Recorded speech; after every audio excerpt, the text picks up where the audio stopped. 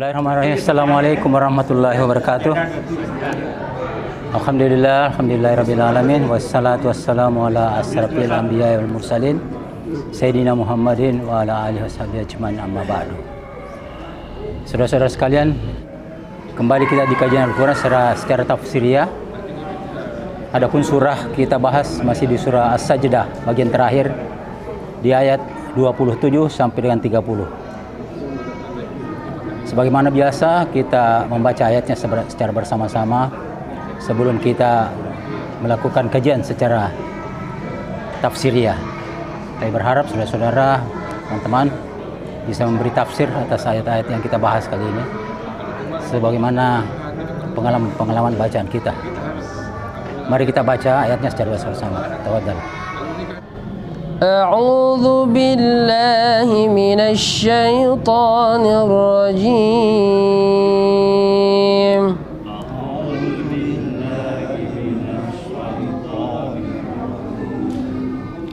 بسم الله الرحمن الرحيم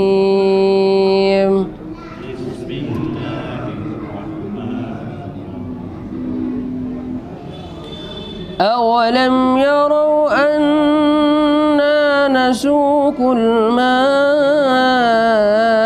إلى الأرض الجرز فنخرج به زرعا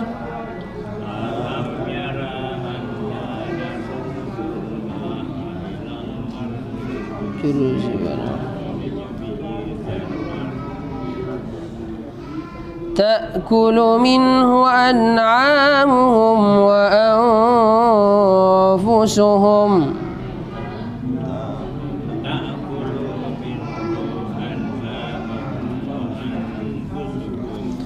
أفلا يبصرون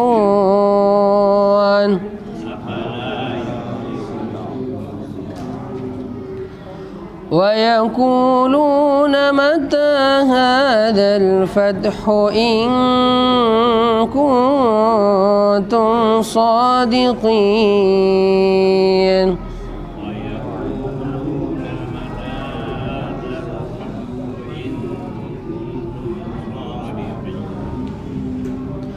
قل يوم الفتح لا ينفع الذين كفروا إيمانهم ولا هم ينظرون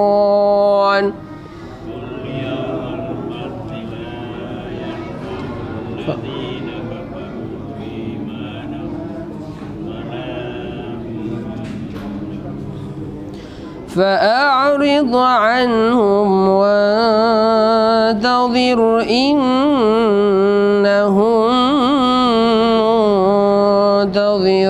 منتظرون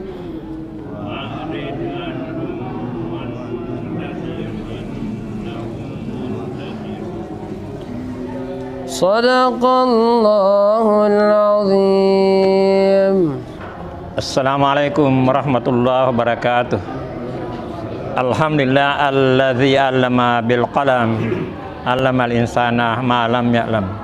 Allahumma shalli ala Muhammad wa ala ali Muhammad khataman nabiy la nabiyya ba'da. Kita memaknainya secara tafsiriyah. Tafsiriyah bisa dimaknai dengan terjemahan bebas ataupun mendalami, mentadabburi, dikaitkan dengan hadis atau ayat-ayat lain ataupun sumber-sumber lain. Ya.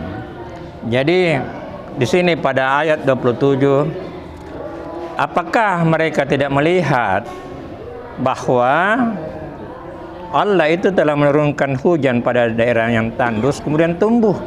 Karena memang air itu sumber hayati. Sebelum ilmuwan meneliti, mendapati bahwa air sumber hayati, 1400 tahun lalu Rasulullah sudah menyampaikan, dan dalam ayat itu bahwa itu adalah sumber hayati. Tidak ada kehidupan tanpa air. Dan itu sudah dinyatakan di Quran. Di belakangan baru ilmuwan membuktikannya. Ya. Kemudian air itu turun dari langit. Bagusnya itu tidak tercurah, tapi berbentuk titik-titik. Akhirnya tidak membahayakan. Karena kalau ketinggian dari awan itu sampai ke bumi, kalau dia tidak berbentuk titik-titik itu luar biasa berbahayanya. Jadi kemudian dalam bentuk titik-titik, dan itu bersenyawa bersama dengan atmosfer sehingga turun ke bumi itu lembut. Inilah kekuasaan Allah.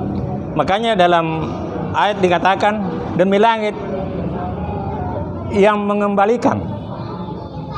Ada itu demi langit, surat pendasar di surah An-Naba itu demi yang mengembalikan. Artinya dari bumi kembali ke atas dan turun lagi. Jadi hujan itu Pak, dari air yang kotor yang manapun itu naik bersih lagi. Petir, kilat, kalau selama ini kita anggap kejutan-kejutan saja, tapi itu mematikan bakteri, mematikan bakteri Pak. Jadi kalau petir mati itu bakteri-bakteri. Akhirnya murnilah air itu turun ke kita. Jadi inilah kekuasaan Allah, dan bagi orang-orang yang berpikir tentu akan beriman dengan menyadari ini, karena banyak isyarat-isyarat ilmiah dalam Quran yang di belakangan baru dibuktikan. Nah, kemudian orang-orang kafir itu bertanya kapan itu hari keputusan atau hari kemenangan. Nah, di situ dinyatakan bahwa itu tidak akan bermanfaat. Artinya yaumil akhir kalau datang itu tidak bermanfaat bagi orang kafir, akan menjadi kerugian, penyesalan, dan itulah kemenangan untuk orang-orang yang beriman. Dan mereka di yaumil akhir itu minta kembali ke dunia, biar sesaat saja untuk berbuat baik, tapi tidak ada lagi, no way of return, tidak ada jalan pulang. Tidak ada orang mati hidup kembali, kecuali mati suri. Mati suri belum mati. Yang mati tidak ada Pak. Begitu tertutup rahasianya, begitu maut pergi, tidak ada. Tidak ada yang pernah kembali untuk bercerita tentang kemudian. Makanya Rasul diutus melalui kitab suci menceritakan apa akan terjadi. Tidak ada pakar, tidak ada profesor, dokter yang bisa mengetahui secara pasti kejadian setelah kematian. Tidak ada.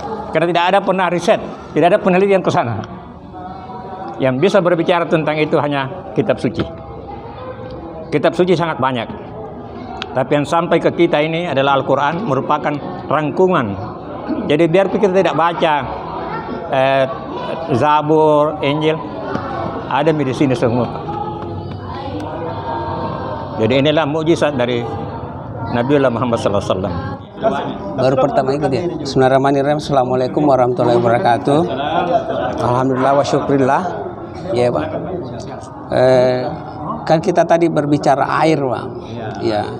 Ada suatu kisah itu apa cerita yang pernah saya baca. Seorang kiai yang menyuruh muridnya untuk mengambil air. Ya. Ada kaitannya mungkin disampaikan tadi Bapak bahwa kita membaca Al-Quran kita tidak tahu apa artinya, itu bagaimana? Nah, sama ini murid dia tidak tahu apa tujuannya nih Pak Kiai, ya. Lalu disuruh ini isi air ini, lalu yang dipakai ambil air itu adalah tempat sampah. Nah, tempat sampah kan yang bocor-bocor itu, iya. Jadi dia pergi ambil di sungai, baru bawa lagi ke rumah, habis itu air tidak sampai, tidak ada yang sampai di ember di sini yang ada tempat air yang ada di rumah. Suruh lagi pulang, bolak-balik terus, ya. Tapi tidak ada air, ya. Mana yang ada di situ? Satu yang harus kita lihat di situ adalah ini tempat sampah tadi yang dia pakai pertama kotor. Tapi setelah berulang kali bersih. Nah, bersih ini itu Pak. Itu satu cerita Pak. Ya, apakah kisah ini atau ya anunya Pak Kiai. Langsung dia bilang, tadi Pak Kiai mengatakan tempat sampah tadi yang kau pakai itu adalah kotor. Sekarang bersih. Kau sudah tahu maknanya itu. Artinya itu tadi. Itu satu Pak. Yang kedua tadi tentang ada pernah saya baca juga Pak. Satu kalimat tentang balas membalas. Ya. Kebaikan dibalas dengan kebaikan adalah ibadah, itu kejahatan dibalas dengan kejahatan berarti bertambah orang jahat, ya. Jadi kita dijahati, kita balas dengan kejahatan berarti bertambah orang jahat karena itu Pak. Tapi kalau kejahatan dibalas dengan kebaikan itu adalah akhlak. Itu yang pernah saya baca dulu, Pak. Jadi apa yang disampaikan tadi Bapak, tidak perlu kita balas, karena nanti Allah yang balas. Iya, itu ya Pak. Nah, saya kira untuk sementara terima kasih Pak. Assalamualaikum warahmatullahi wabarakatuh.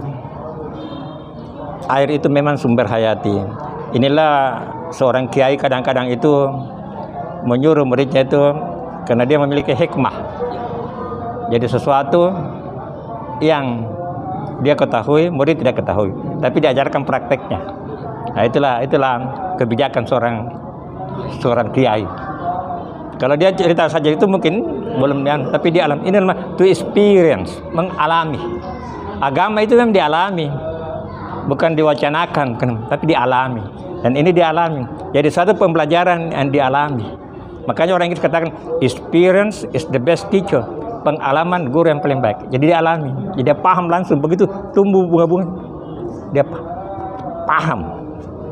Jadi sudah hakul yakin, bukan lagi ilmu yakin, ainul yakin, tapi hakul yakin. Sama ceritanya dulu itu tentang Karebosi. Yang dengar kabarnya baru percaya, yang lewat itu baru melihat. Tapi kalau sudah masuk di Karebosi, ada Karebosi ya. Sama gitu, karena malah. Jadi itu. Mengenai membalas itu memang Siddhartha Gautama, terlepas dari ajaran Buddha, adalah seorang yang mengajarkan tentang nilai budi. Jadi dia dihina berapa kali itu, ada yang dia tidak pernah marah, tidak pernah tadi.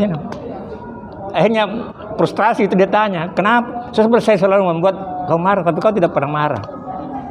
Dia bilang, kalau kita diberi sesuatu lantas kita tidak mau terima, siapa yang punya itu barang itu? Oh, yang memberi. Jadi kalau saya dihina, dalam hati saya katakan, saya tidak begitu, saudara. Jadi kalau kita dihina orang, menurut kau, tapi hanya Allah yang tahu, saya tidak begitu. Nah, jadi tidak diterima. Nah, itulah budi pekerti. Jadi membalas kejelekan dan kebaikan itu luar biasa. Kebaikan dan kebaikan, kejelekan kita balas dengan kebaikan, value-nya tinggi. Nilainya tinggi. Assalamualaikum warahmatullahi wabarakatuh. Mungkin hubungannya pertanyaan saya ini tidak ada di sini. Itu ada hadisnya, kalau membaca saja Al-Quran itu tanpa diketahui artinya atau maknanya mendapat pahala. Itu hadis atau apa Pak? Hadis saya. Yang kemudian kedua itu Allah ada di surah ayat kursi bahwa katanya mereka itu tidak mengetahui sesuatu apapun tentang ilmunya, melainkan apa yang dia kehendaki. Jadi Allah di sini dia mengetahui apa di hadapan mereka dan apa di belakang mereka, dan dia merupakan kursinya meliputi langit dan bumi. Dan dia tidak pernah merasa berat untuk memelihara keduanya. Dia maha tinggi dan maha besar dan maha agung.